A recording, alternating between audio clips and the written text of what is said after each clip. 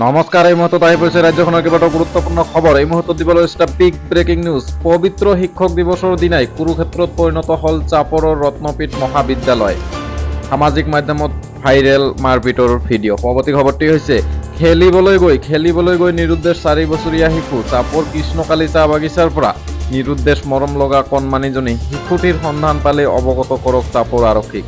খেলিবলৈ গৈ নিৰুদ্দেশ 4 বছৰীয়া শিশু চাপৰ কৃষ্ণকালী চাহ বাগিচাৰ পৰা নিৰুদ্দেশ হয় শিশুগৰাকী। পৰৱৰ্তী খবৰটি হৈছে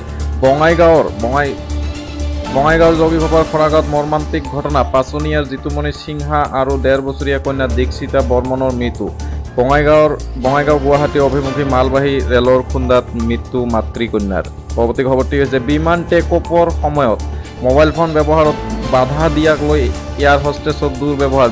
বিমান টেকঅফৰ কেইমিনিটমানৰ পূৰ্বে বিমানৰ পৰা নমাই দিয়া হ'ল যাত্ৰী কেইগৰাকী হৈছে শিলচৰৰ কৈবৰ্ত পৰিষদৰ নেতা সুজিত দাস আৰু তেওঁৰ 10 জন সংগী।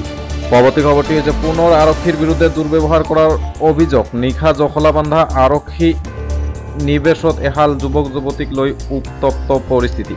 2 শতাধিক লোকৰ প্ৰতিবাদ। আৰক্ষীৰ বিৰুদ্ধে দুৰ্ব্যৱহাৰৰ অভিযোগ। নিশা জখলা বান্ধাত আৰক্ষী নিৱেশত প্ৰতিবাদ। পৰৱৰ্তী খবৰটি হৈছে এইবাৰ অভিনেত্ৰী নুছৰাত জাহানক ইডিৰ চমন। ফ্লেট বিক্ৰীৰ কেলেংকাৰীৰ সৈতে জড়িত অভিযোগ।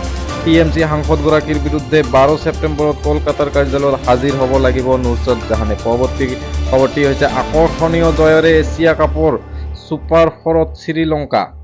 2 ৰানত আফগানিস্তানক পৰাস্ত কৰি ছুপাৰ 4ত যোগ্যতা অৰ্জন শ্ৰীলংকা।